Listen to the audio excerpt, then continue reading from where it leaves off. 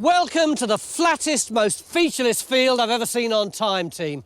But first appearances can be deceptive, and this field has already got our archaeologists practically foaming at the mouth. Look at this air photo. It's absolutely full of crop marks. Archaeologists reckon that shows around 3,000 years of human activity.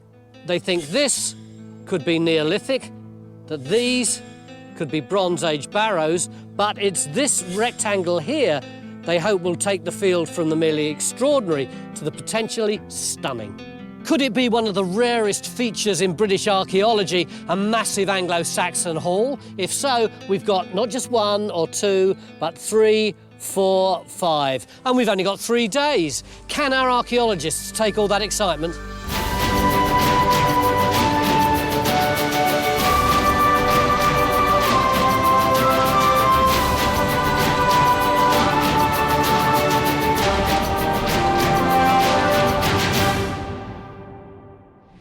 The village of Sutton Courtenay lies 2 miles south of the Thames in Oxfordshire, and in the 1920s an amazing discovery was made in the surrounding fields.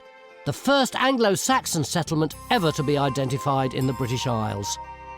Since then, archaeologists have explored all over Sutton Courtenay, but they've never been given permission to dig in this field, where the crop marks suggest the most exciting archaeology lies.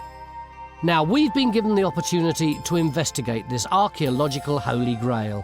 Invited here by Dr. Helena Hamerow, who recently dug the field over the road. This is a site of national importance, I think there's no doubt about that. Why do you say it's a site of national importance? There was a man called E.T. Leeds, who was keeper of antiquities in the Ashmolean Museum in Oxford, and he identified pit-like features with Anglo-Saxon pottery in them, and he concluded that these were Anglo-Saxon buildings, what we now call Grubenhäuser. What about the crop marks here? Did they come up with anything when they were excavated? Absolutely. There was only one large building that intruded into this field, and we excavated a bit of that building and showed that it was indeed an Anglo-Saxon hall. If you've dug so successfully here, why dig over the road? This side of the road was really just around the edge of the heart of the site. The real heart of the site, the core of the site, is on that side of the road. And with such high expectations, the excitement seems to have got the better of the team, as GeoPhys gets stuck in straight away, keen to explore the field for the first time ever. We've only just set foot in this field, and already GeoPhys are hard at work. Mick, I don't understand. Usually by this time, the 3 of us are round a 4x4 in a field, we discuss the site, and only then do you tell GeoPhys where to go. Well, they're already all over the site and you haven't even spoken to them yet. Yeah, but that's because we've got this fantastic air picture with all these crop marks on it already. We can almost see where we think the archaeology is. What can you see? There are a number of circles which may well be ploughed out barrows, but then in amongst that, can you see these little rectangles? They look like Anglo-Saxon halls, which would be really exciting. This is not like you. You're normally the sceptical black country man. All we've got is circles and lines. This has never been dug. Why are you so confident that what we've got is what you say we've got?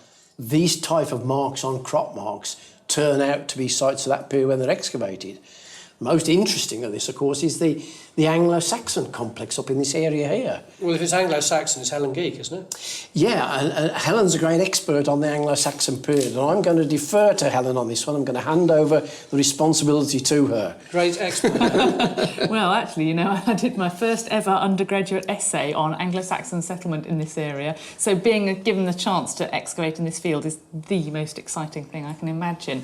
And if the geophysics can give us more detail, I think that we need to start in this area, because that gives us the chance to look at what may be a Bronze Age barrow and an Anglo-Saxon hall. So we kind of get a double bang for our buck, so to speak. We might be able to find out all sorts of things, including, is there any continuity between 2 periods which are so far apart?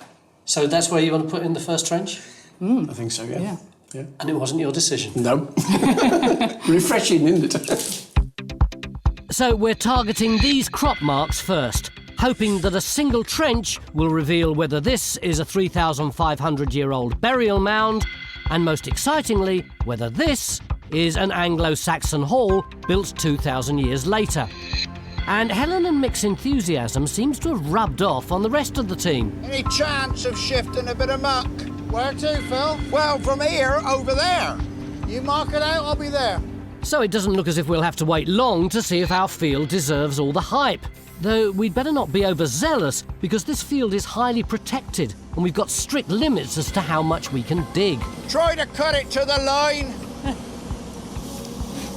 It's nearly lunchtime and we're putting in our first trench. How big's this one going to be, Phil?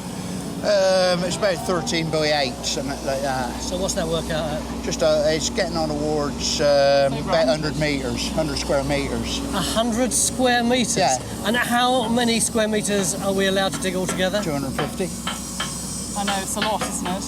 12:30 day one, and we've already committed to practically half our trenchage.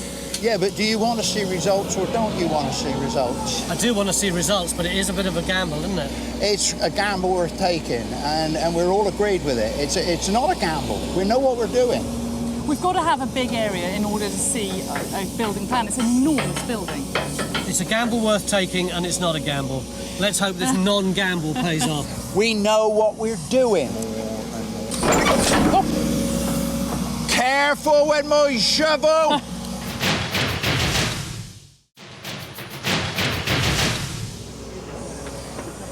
Welcome back to Sutton Courtenay in Oxfordshire, and underneath the grass of this rather bland, featureless-looking field may be one of the rarest buildings that you ever find in British archaeology, an Anglo-Saxon hall. Although, how confident are we that there's anything in the ground that justifies this enormous amount of digging? Well, just look at the results. I mean, they speak for themselves. I mean, you can see the ring clearly. You can see the rectangular enclosure that we think may be the Saxon building, but then a lot more information, more ditches, more pits. You know, a fantastic picture. What do we need to find in the ground to identify an Anglo-Saxon hall? Well, obviously pottery and stuff would help, but I think that in terms of the construction thing, it's going to be built of timber. You know, it's going to have posts set in the ground to support the walls and the roof. So we would expect to find post holes, which will be, I would guess, circular brown holes where the posts have stood. Or, because there are different building techniques, we might find trenches which hold the timbers to support uprights. It's going to be quite variable, isn't it? I mean, these results, that definitely suggests a timber slot, doesn't it? Yeah. Yeah, and I think that's going to be important to find out whether we're dealing with a trench or individual post holes, and then what's in those holes. Is it posts, is it planks? Because all these constructional details, the date depends on those. Building styles changed over time. Yeah. So it may be big, but our first trench has gone in over some great geophys. And to prove it's an Anglo-Saxon hall, we either need to find post holes, the remains of massive wooden uprights which supported the walls and roof, or beam slots, the remains of the alternative Anglo-Saxon building method, large planks of wood set in the ground. And as Phil gets stuck in to see if he can find either of these features, we've already made a reassuring discovery. I'm as certain as you can be with a bit of pottery that big that that's probably early Saxon, so it could do with some bigger I think bits. a lot of us would be amazed you could even pronounce that it's pottery. Well, it's just a matter of eliminating what it can't be, you know what I mean? And I think you've got a bit of Saxon pottery here, Phil. There's one probable and one maybe. Well, one piece of pot in the topsoil doesn't equal a hall, but at least it proves the Anglo-Saxons were here. And as we continue to survey the rest of the field, we've got some more geophys results, and Helen's already itching to dig another trench. If you look at the data, there's a whole series of these black blobs scattered across the field. But then look at this really unusual anomaly. So what size is that? That's about 4-5 metres across. Right, that is quite big. I suspect it's a deep pit-like feature, full of burnt material, maybe rubbish. Well, I'm thinking that at 4 or 5 metres in each direction, it's a pit, it's full of rubbish. It's absolutely perfect for an Anglo-Saxon building that's got a pit underneath it. And it'd be fantastic if we could put a trench over that and find out. So we're putting in our second trench over this pit to see if it's an Anglo-Saxon building. Because when Leeds dug similar pits in the 1920s, they turned out to be Anglo-Saxon buildings called Grubenhauser, or grub huts. And it was these small buildings built over cellars that produced lots of finds. The excavation of what's hopefully our Anglo-Saxon hall is well underway, but it rather begs the question, what is an Anglo-Saxon hall? Sam, what did one look like? Imagine a great barn-like structure, high-gabled, beautifully decorated, beautifully carved, great ceremonial doors, and one of the great representations of those in modern times is Tolkien's Lord of the Rings, particularly the great feasting hall, the Meduseld in the Kingdom of Rohan for King Theoden. OK, so it's big and echoey. Yes. What was it for? Well, lots of feasting, lots of drinking. Mead halls, beer halls, wine halls, these are all synonymous terms for royal halls. Well, a number of our team, I think, are very well experienced in that kind of thing. Although at the moment they're being fairly silent. What are you doing, Matt? Well, this is an Anglo-Saxon board game, and it kind of plays on your military tactics, a bit like chess. So you've got board games, you've got poetry, you've got blazing fires, you've got feasting. The blazing fire, that really comes out well in this wonderful quotation from Bede. I quote the Old English, Safir on Eilid, thine hall ye warmed, and it raina and snowa and sturma ut. Which means? It hardly needs translating. The fire is kindled and thine hall is warmed, and it rains and snows and storms outside. But all is peace and happy within. It's now mid-afternoon, day one, and back in the trenches, it seems that all is peace and happiness as well. Although Rakshar's still shifting mud, in Trench 1 things are looking promising, as Phil's finally got through the topsoil. How are you getting on then, Phil? Well, you just asked at a very crucial time. I think we're just beginning to see the features poking through. Right. Now look, here's the geophysics plot, here's our trench in there. Now we're sort of standing in this corner here.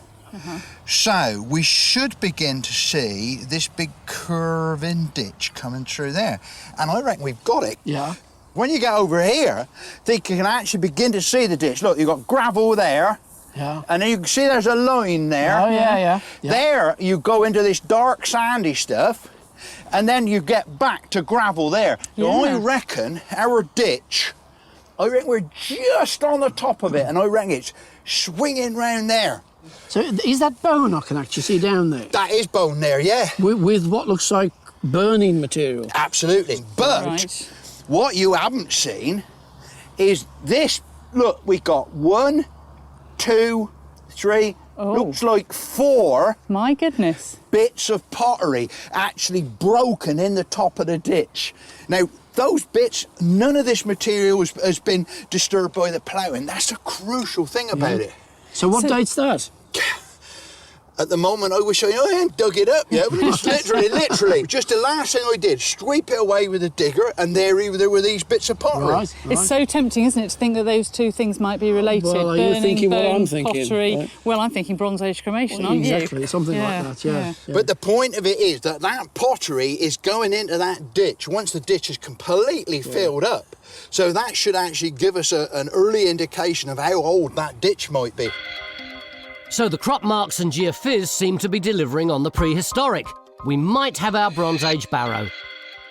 And as Matt joins the trench, we might even have a hint of our Anglo-Saxon hall. Matt, have you seen this, what looks like an L-shaped feature here? Down here. It's coming round and going up there as well. I mean, where are we relative to the Saxon hall? I think it should be about where you're standing, so it's kind of halfway up the trench. So, Okay. Well, it's on the corner of a building, so... Yeah. So it's all looking promising. But if we really do have an Anglo-Saxon hall, what's it doing here in the middle of nowhere? Do you think this site here was the original village of Sutton? No, I don't think this site is a village at all. In any case, villages come along a bit later. This is something else in here. Like what? Well, the best way to describe it, I think, is an estate centre. What does that mean? It's where the king's officials, the reeve and so on, would have administered the block of land round here. The king might have come here occasionally and ate the place clean. But it's a group of buildings to do with running that estate. This is what drives me mad about Anglo-Saxon history, what we call the Dark Ages. Suddenly, this word king floats into the conversation. King of what? King of Sutton Courtenay, King of England, King of Mercia? We know that the dynasty who lived here, they were called the Uwisa. We've got this name in some very early sources, not least of which our main source, the Venerable Bede. And the Uwisa are none other than the people who became what we later called the West Saxons. This is the heart of the old West Saxon kingdom. Well, being right at the heart of the Kingdom of Wessex would explain such a big Anglo-Saxon site. And not only that, it might even suggest a royal site. But it's the end of day one, and this all depends on what we've got in our trenches. Helen, it's certainly a beautiful big trench, but what does it tell us? Well, you know, our gamble has really paid off. I mean, just look at this fantastic prehistoric ditch. It's so clear as it curves around. I think odds on it's a barrow. So it's prehistoric. But Phil, nice prehistoric ditch, but where's Helen's Anglo-Saxon? I reckon we got that as well, Tony. We've got this whacking great foundation trench. The wall comes straight through here to the corner here. It moves and it comes straight the way through there. The beauty of it is that we can see that it cuts through the ditch here, so it must be later than the ditch. But that's not all. In front of you, we've got a big row of post holes. We might even have another building. All right, a great big box of delights, this trench. But what else are we going to do tomorrow? Well, tomorrow, have a look at this. Here's our big hall, but look over here, a couple of smaller ones. Now, this one has got a Grubenhaus, what seems to be a Grubenhaus, cross fingers, at one end. Now, if we put a trench in across that, we can have a look at the relationship of the Grubenhaus to the hall. We could also look at the constructional details of this hall and see if it's contemporary with the big one here. Now, if it is, it means we're dealing with a complex of buildings, and that puts us way up in status terms. So we've got grub huts, we've got prehistoric, we've got Anglo-Saxon halls coming out of our ears. Well, actually, we haven't yet, have we? All we've got is little stains on the earth. But tomorrow, we're going to get right down into here.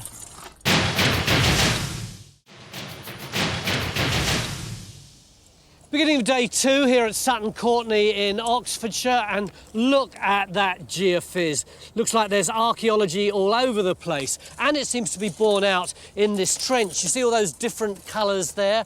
We reckon we may have prehistoric, Anglo-Saxon, even that rarest of all commodities in British archaeology, an Anglo-Saxon Great Hall. So, this being Time Team, what are we going to do today? We're going to dig somewhere else. We're not only putting in another little trench in the corner of the field where we're looking for an Anglo-Saxon grub hut, but Helen has left the field altogether and is digging on the far side of the fence. That's because we really need to find out what the context of that great big building over there is. What do you mean by context? Well, I mean, did it stand on its own, or was it part of a complex? And if you look on this aerial photograph, you can see that we've got lots more of these rectangular buildings, and we're putting a trench in on the edge of this one up here to see what its constructional details are like. I mean, to see if it's got a relationship to our big one over here. Could they have been standing at the same time? Because if they were all standing at the same time, then we might have something really big, an estate or something. Yeah, and that's when you'd start using words like maybe royalty or kings. That's very romantic, and, you know, let's hope that we find an enormous palace. But looking at the geophys, this is where you think the Anglo-Saxon hall is, right? That's right. We've got a blob here. Yeah. Is that another one of your grub huts? Well, we're hoping it might be a Grubenhaus, yes. And what we're hoping is we'll be able to get the relationship between the Grubenhaus and the hall, which is potentially on top of it. Because one might have succeeded the other. Because then we might have a story of Anglo-Saxons coming here and living in relative poverty, and only later on does this become a royal site. Exactly, and then you have to ask why. From rags to riches. So, on Helen's orders, the team gets stuck into our latest trench. Because if the crop marks deliver, we're dealing with 2 more Anglo-Saxon buildings, another grub hut and another hall. 2 phases of occupation, but most excitingly of all, we might have a huge royal estate. In our first trench, we're already hoping we've got a massive great hall, and so far it's looking good. We've got these walls, and this morning, Phil's extending the trench to expose the other corner.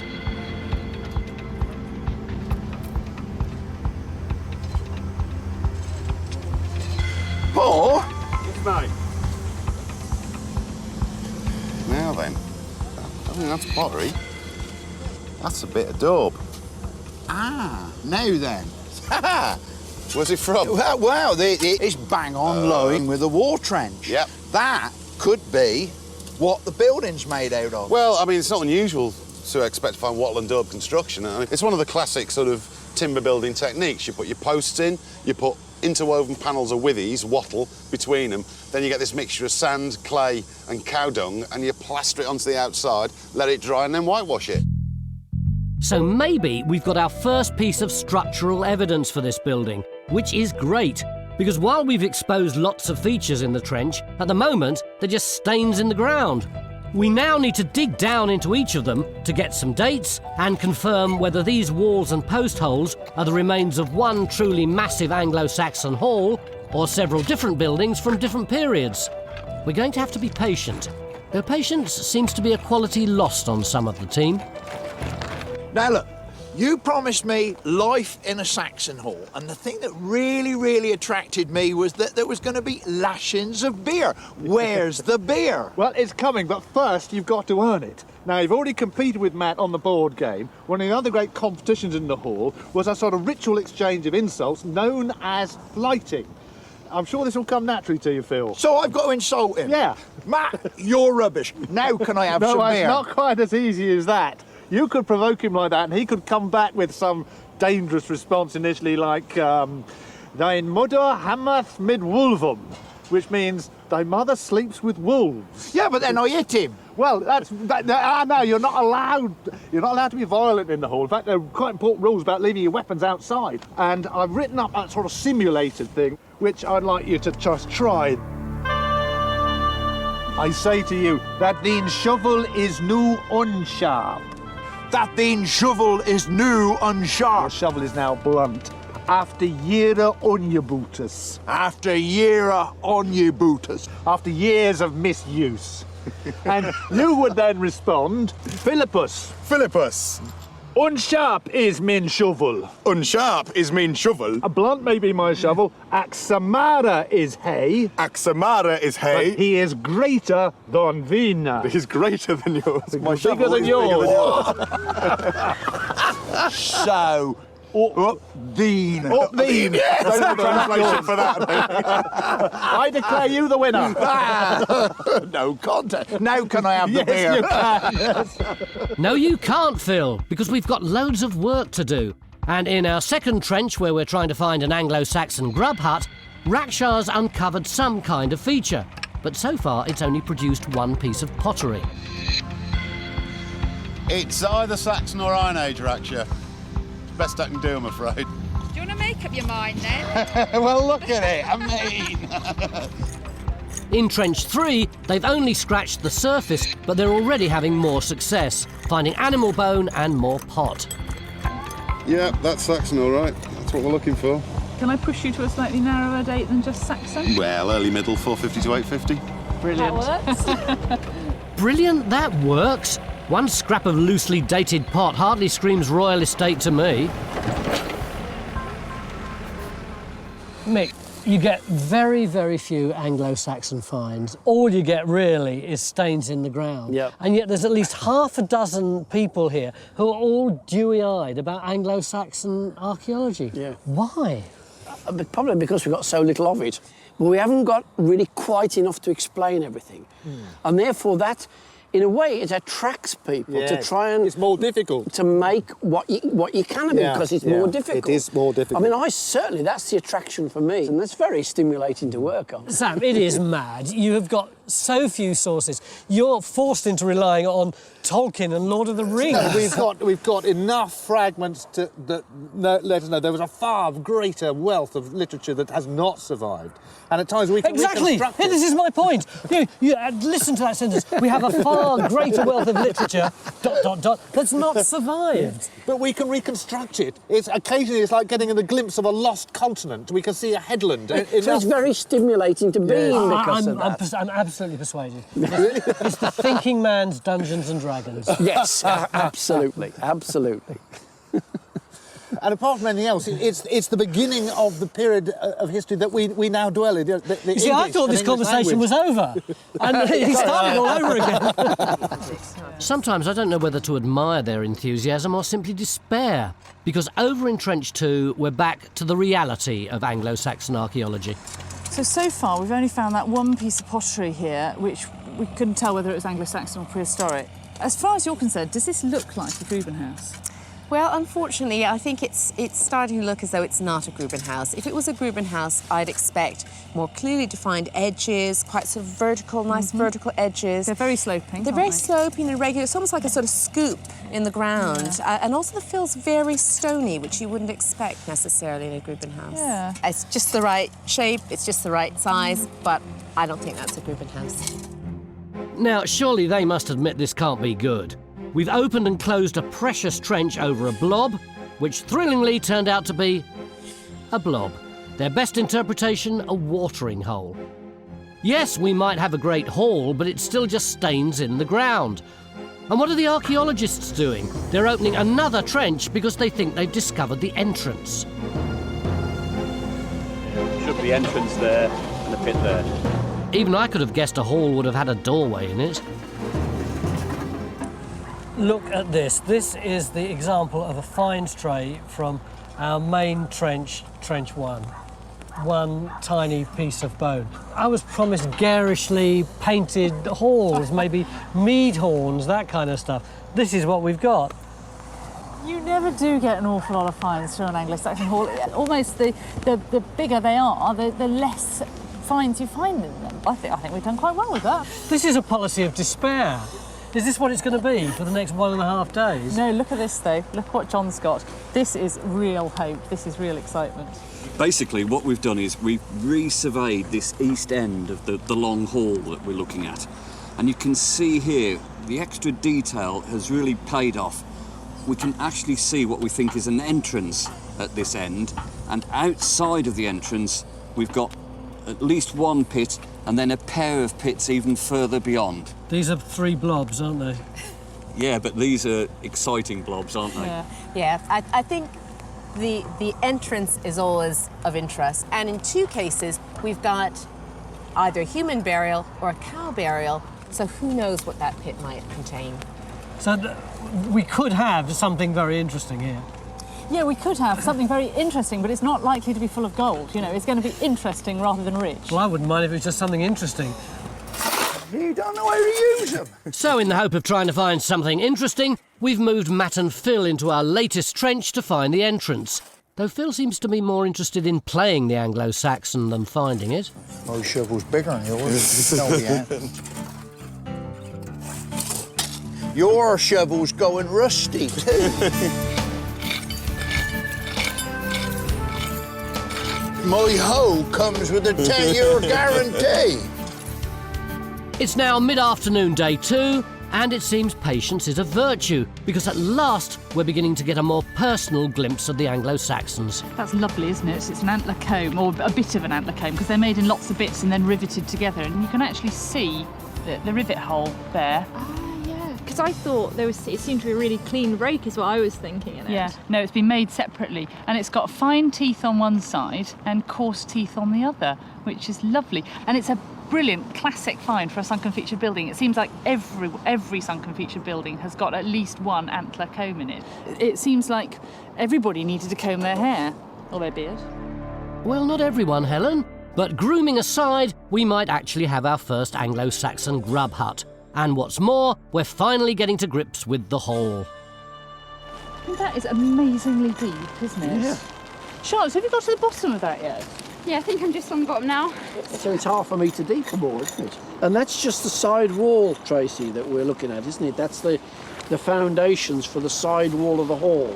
Yeah, that's right. That's the northern end wall that way. So it's a hell of a size. It is, but I suppose you have got to have something that is that deep in order to support these mighty great timbers that are going up to support the roof. I mean, the scale of that seems very different to these posts, which are presumably inside the building, aren't they? Behind you here. Yeah, and these are internal posts, so they're not going to be supporting the sort of weight and structure that the external wall. So that's pretty much confirmed that, hasn't it? That they definitely are internal posts. Oh, yeah. That's fantastic. Yeah. And this trench gives a real sense of just how massive these walls would have been. And since the post holes are internal, we know that we're dealing with just one building. And in our latest trench at the other end of the hall, we've now uncovered the entrance, and one of the blobs is turning out to be quite interesting. Paul, I've got, finally, pottery here out of this feature. Lovely. That's a bit like it. Let's have a little look. That looks pretty Saxon to me, mate. Yeah, that looks like Saxon. That's the kind of stuff we'd expect to be getting around here. Yeah. So where did this come from? Well, it's just coming out of this large pit here. I think it might be a post hole, because look, can you see? Oh, you got a black spludge in the middle. Yeah, like a post pipe where the post went down the centre of it. Wow, that's a big post hole. Yeah. So how far from the building are we? Must be about 5 metres, 6 metres. Okay, well, you could be looking at a porch, I suppose. But, I mean, if you look at Cheddar, they actually had these massive sort of totem poles or flagstaffs there. I mean, there's these massive post holes that didn't really form a building or anything, but they were near buildings or near entrances. And they reckon they may have been, I don't know what the Saxon equivalent of a totem pole would be, but something like that, or a flagstaff. I mean, it's all, you know, it's a big royal centre. You want big grand ceremonial stuff, so you could be looking at something like that. Oh, nice. Fabulous.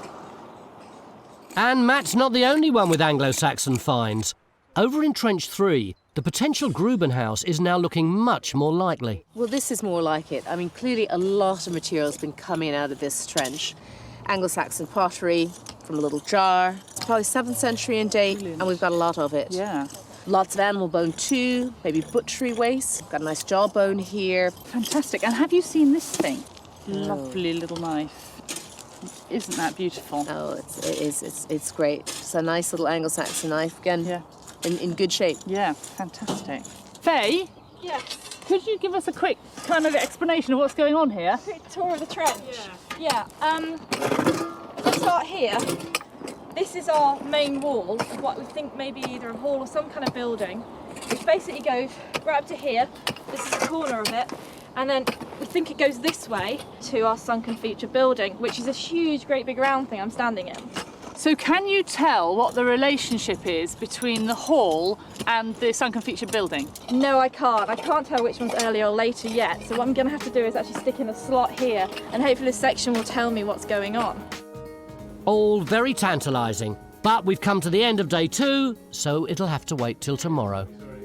Ah, this is a bit more like it, isn't it? The old Saxon lifestyle.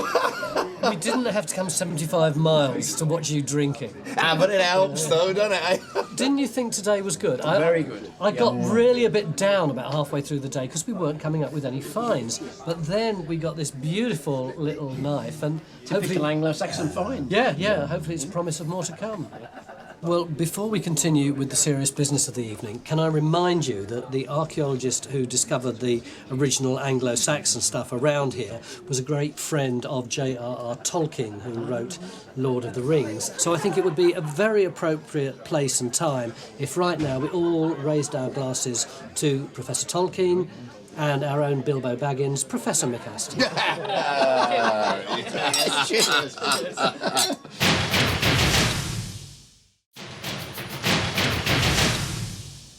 Beginning of day 3 here at Sutton Courtenay in Oxfordshire, and we've got it. Our very first Anglo-Saxon Great Hall, and it's enormous. But in addition to that, late yesterday afternoon, Paul Blinkhorn, our pottery expert, came up with evidence of something just as rare and even more bizarre, a pair of totem poles. Paul, are you serious? I think we can make a good case for it, yeah. If you look at the excavation of some of the high-status Saxon sites in the past, like Yevering and Cheddar, they found one of two of these enormous post holes. I mean, we're talking about things like a metre deep. They weren't structural, they weren't part of a building. They've got to be some sort of display thing. I could certainly see a huge pillar covered in sort of symbols relating to the social identity and power of the people there. Couldn't they have another function? They could have functioned as gibbets of a sort. I mean, if you look at the 7th century documentary record, King Oswin, when he was killed, his body was cut into quarters and displayed around the kingdom. Now, if you've just overcome an enemy king and you've got a chunk of his body, what are you going to do? Hide it under a bush? You're going to nail it up outside your house just to let everyone know how hard you are. Helen, your body language says that you're not altogether convinced. I'm not. I mean, I do quite like the kind of pillar or obelisk theory that you've got a pair of great big obelisks outside your front entrance. It does look good. But to go that extra mile and say that they could be a gallows, now we do have evidence for gallows, but from much later and from I didn't say gallows, I said gibbet. It's displaying a dead body. Paul, stop scoring points, because Helen's the boss, and besides, we've still got loads to do by the end of the day.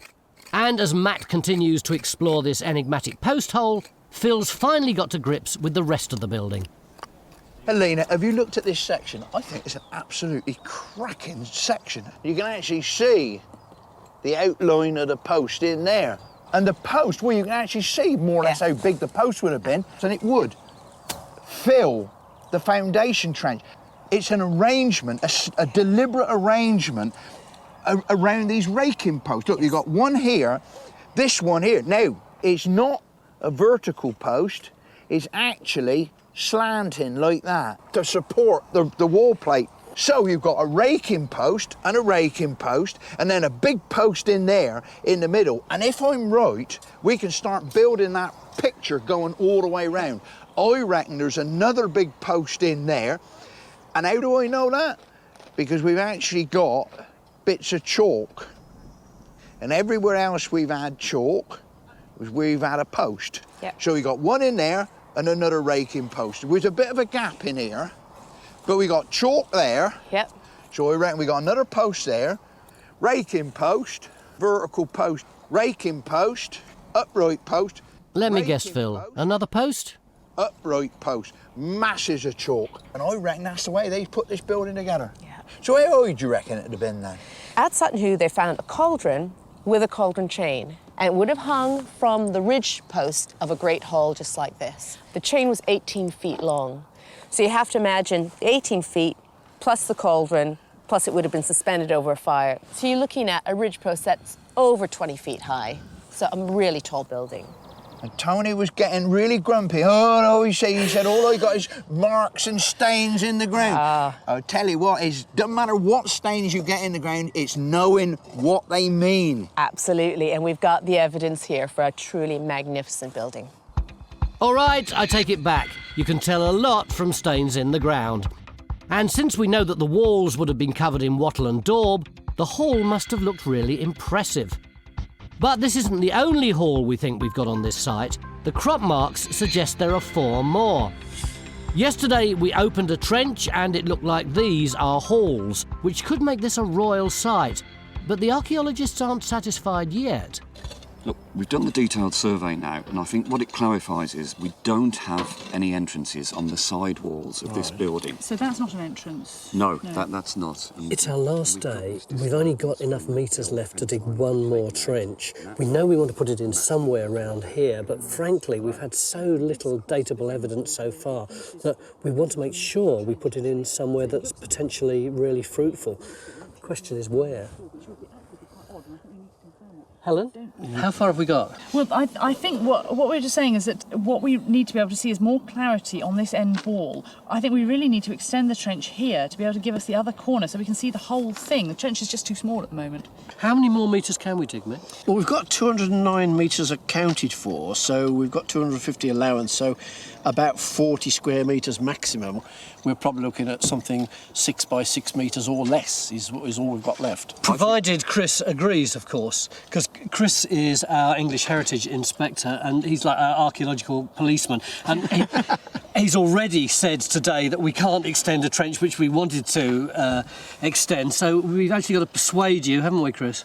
You have, but I can see the argument for this because I think we've got a very clear question about this particular building and we're not going to answer it without going a little bit further in this direction. So I think, yeah, there's a very good case for extending this trench. So the team begin to extend the trench to uncover more of the hall, hopefully find the entrance, and construct a picture of how it was built. But we're not only interested in the Anglo-Saxon buildings, we also want to find out about the people. And luckily, we've just got our first really personal glimpse of one of them. What have you got there then? Well, just found that in the spoil. Ooh. Oh, that is fantastic. Isn't that nice? Yes, that is a 9th century strap end. They're a really characteristic shape with these kind of convex edges, and they do often fall off because they're on the end of a really narrow belt or strap. And 9th century, it doesn't fit in really with the date that we've been thinking for the rest of the site, which is largely 7th century. But this could simply have come from somebody walking across a field 200 years later. So, nice find, but unfortunately, Helen thinks the strap end was just a casual loss, so it won't date our buildings. And as Matt's got to the bottom of his post hole, it's not the only date which is slightly surprising. What's this about Roman? Oh, that looks Roman, doesn't it? Yeah. So, not an Anglo-Saxon totem pole then, Paul. And heaven knows what the Romans were doing here. But over in the Gruben house, the Anglo-Saxons are beginning to make sense. Is that a dog skull you found there, Faye? Yes, it is. Here, have a look. Is that what we'd expect?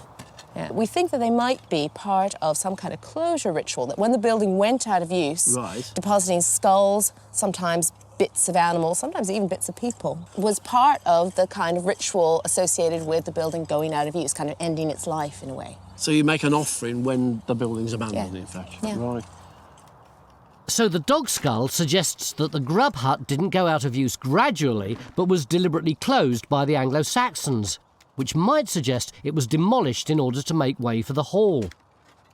But it's now middle of day 3, and we need to find out more about this hall. So we've brought Matt and Phil into the trench to help, though I'm not sure it's the most productive combination.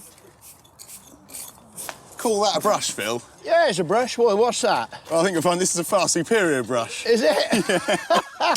Yours looks like a demented hedgehog. Is that right? Yeah. Well, yours looks like having a very abbreviated moustache. They'd be better off hanging off the side of my head, wouldn't they, Phil?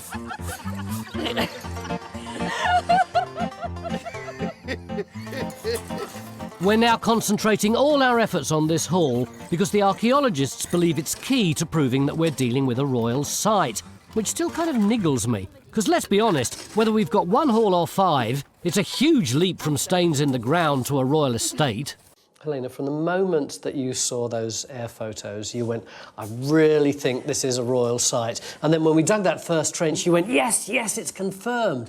Why? I mean, that's very little evidence to go on, isn't it? Well, I've always been struck from the moment I saw these aerial photographs by the similarities between Sutton Courtenay and a very famous Anglo-Saxon site about which we know quite a lot, called Yevering up in Northumbria. We've got this L-shaped arrangement of buildings. Yevering also has a series of great halls very similar to this, similar in size, similar in layout. But why did you assume that it had royal connections? Yeah, well, I don't have to assume it. I've been told it by none other than Bede, the famous Anglo-Saxon historian, who tells us that in the 7th century, round about the year 628, that the king of Northumbria, King Edwin, actually came with his queen and his courtiers, his nobles, to a place called Yevering, and there dwelt 36 days, and he says it was a royal Villa Regia. So, judging by the Yevering comparison, our site certainly looks as though it could be royal. And what's more, having surveyed the surrounding landscape, Stuart thinks he's got evidence which supports this idea. The important thing in the Saxon landscape is the river.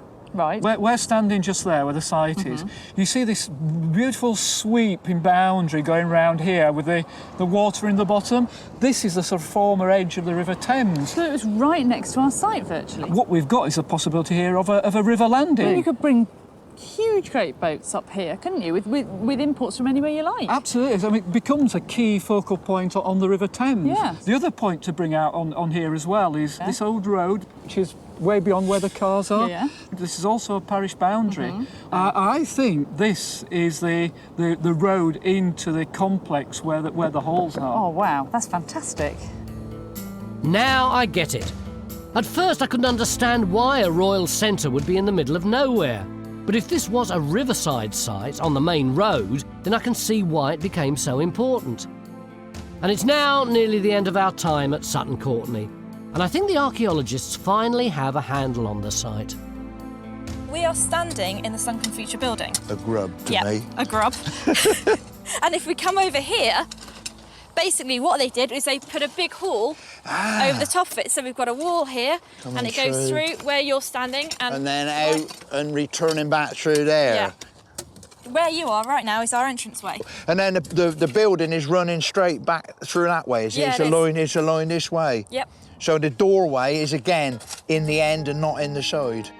So brilliantly, it does seem we've got 2 phases of Anglo-Saxons, who first lived here in grub huts as a small community, which then grew as they were replaced with a series of halls. Since this hall is very much like the Great Hall, we think it's contemporary, proving that this was a royal site. It's a pretty exciting piece of archaeology, isn't it? It is absolutely fantastic. We've got the end of one wall there, we've got the end of another wall there. In between is this great big elaborate entrance, and once you've come through the gable wall, you walk into the hall, we've got a wall there and a wall there, and you've got to imagine them going right up to the ridge. We've got maybe 7 metres up there. And look at the scale of it. I mean, can you imagine the size of fire you would need to heat this huge space? Would have been just absolutely, literally awesome. Now look, these are rough plans of hitherto the largest buildings from Anglo-Saxon England, both from Yevering in Northumberland. Now this one is ours, and look, it is substantially bigger. And we dug it up. We did.